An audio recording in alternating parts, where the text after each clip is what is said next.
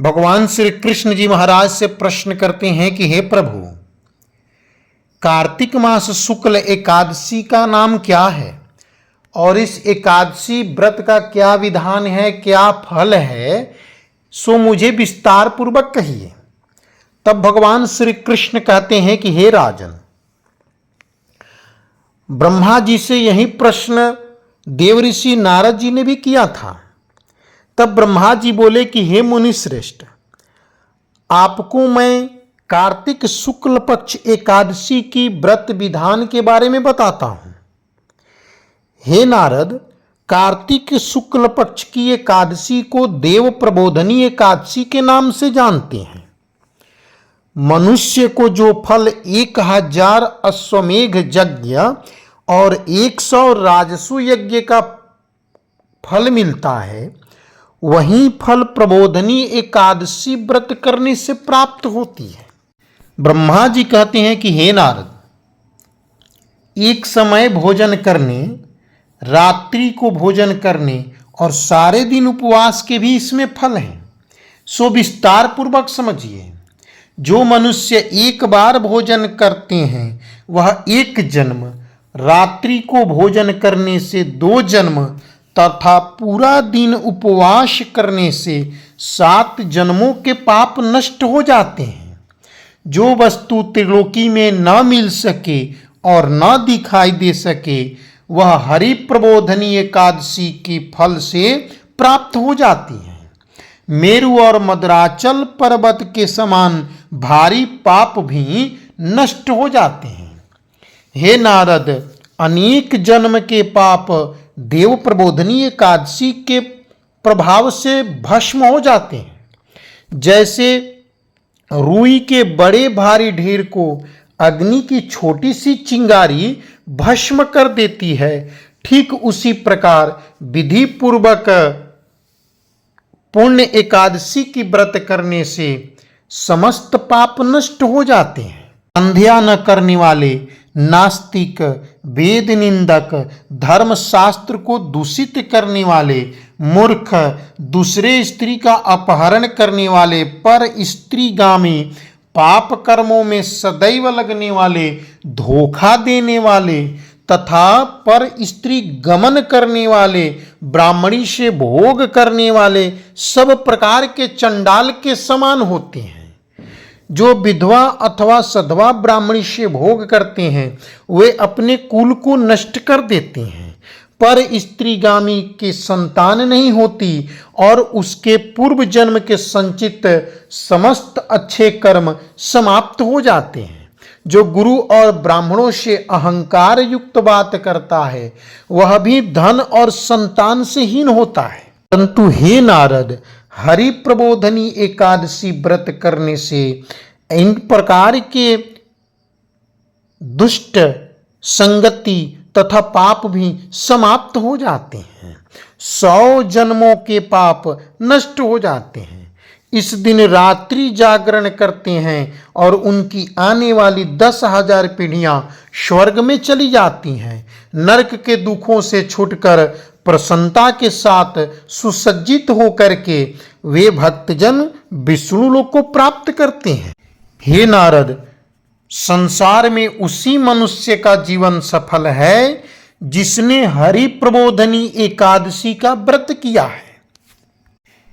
हे महर्षि, हरि प्रबोधनी के दिन जो मनुष्य भगवान के प्रसन्नता के लिए स्नान, दान, तप, जप, यज्ञादि करते हैं वे अक्षय पुण्य को प्राप्त करते हैं। प्रबोधनी एकादशी के दिन व्रत करने से मनुष्य के बाल, जुआ और वृद्धावस्था में किए हुए समस्त पाप नष्ट हो जाते हैं। एकादशी के दिन रात्रि में जागरण का फल चंद्र सूर्य ग्रहण के समय स्नान करने से भी 1000 गुना अधिक प्राप्त होता है। ब्रह्मा जी कहते हैं कि इसलिए हे नारद, तुमको भी विधि पूर्वक, यत्न पूर्वक इस हरि प्रबोधनी एकादशी का व्रत करना चाहिए। जो कार्तिक मास में धर्म परायण होकर अन्न नहीं खाते हैं उन्हें चंद्रायण व्रत का फल प्राप्त होता है। कार्तिक मास में भगवान दान आदि से इतने प्रसन्न होते हैं। साथ ही कार्तिक मास में कथा श्रवण करने से, एकादशी व्रत करने से भगवान श्री हरि नारायण अत्यंत प्रसन्न होते हैं। भगवान श्री कृष्ण कहते हैं कि हे युधिष्ठिर, ब्रह्मा जी की बातों को सुनकर नारद जी ने कहा कि हे भगवान, अब आप मुझे हरि प्रबोधनी एकादशी व्रत की क्या विधि है और भगवान नारायण की किस चीज से पूजन करना चाहिए और उसकी क्या फल विधान है, सो विस्तार पूर्वक कहिए। ब्रह्मा जी कहते हैं कि हे नारद, जब 2 घड़ी रात्रि रह जाए तब उठ करके नित्य क्रिया से पवित्र हो करके भगवान की स्मरण करते हुए स्नान दान करके और भगवान की विधि पूर्वक पूजन करनी चाहिए।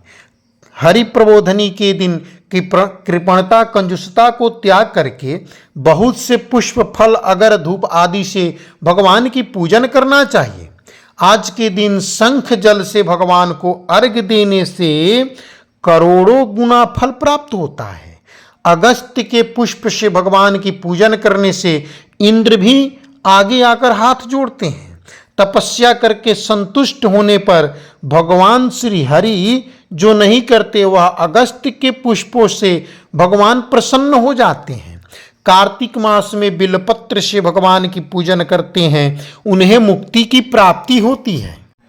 जो तुलसी से भगवान की आज के दिन पूजन करते हैं, वे 10,000 जन्मों के पाप नष्ट कर देते हैं।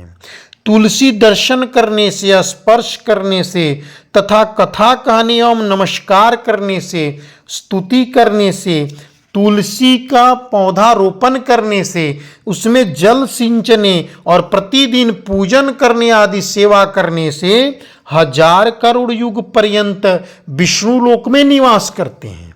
जो तुलसी का पेड़ लगाते हैं, उनके कुटुंब में उत्पन्न होने वाले प्रलय काल तक विष्णु लोक में निवास करते हैं। हे मुनि, रोपी हुई तुलसी जितनी जड़ों का विस्तार करती है, उतने ही 1000 युग पर्यंत तुलसी रोपण करने वाले सुकृत का विस्तार होता है। जिस मनुष्य की रोपण की हुई तुलसी जितनी शाखा प्रशाखा बीज और फल पृथ्वी में बढ़ते हैं, उसके उतने ही कुल बीत गए हैं तथा होंगे जो 2000 कल्प तक विष्णु लोक में निवास करते हैं।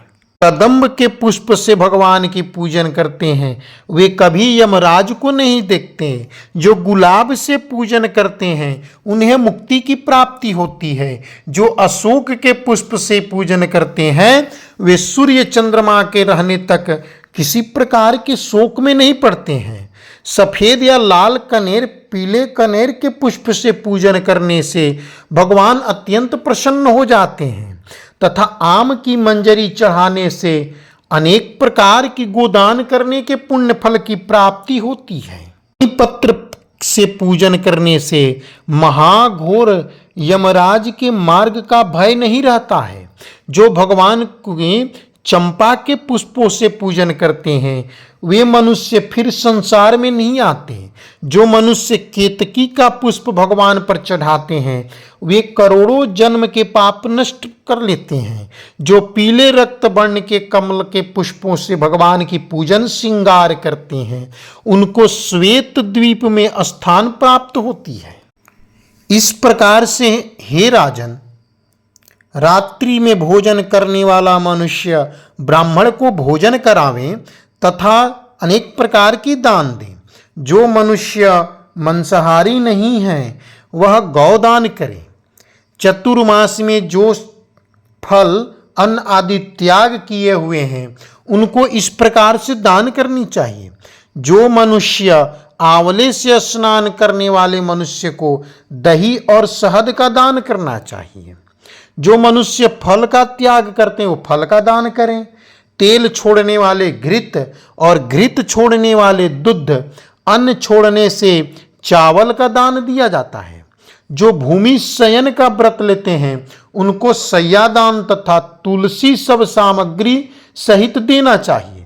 पत्ते पर भोजन करने वाले को स्वर्ण का पत्ता घृत के सहित देना चाहिए। मौन व्रत धारण करने वाले को ब्राह्मण और ब्राह्मणी को घृत तथा मिठाई का भोजन कराना चाहिए। बाल रखने वाले को दर्पण और जूता छोड़ने वाले को एक जोड़ा जूता, लवण त्याग करने वाले को शर्करा दान करनी चाहिए। मंदिर में दीपक जलाने वाले को तथा नियम लेने वाले को व्रत की समाप्ति पर ताम्र अथवा स्वर्ण के पत्र पर घृत और बत्ती रखकर विष्णु भक्त ब्राह्मण को दान देना चाहिए। एकांत में व्रत में 8 कलश वस्त्र अलंकृत करके दान करना चाहिए।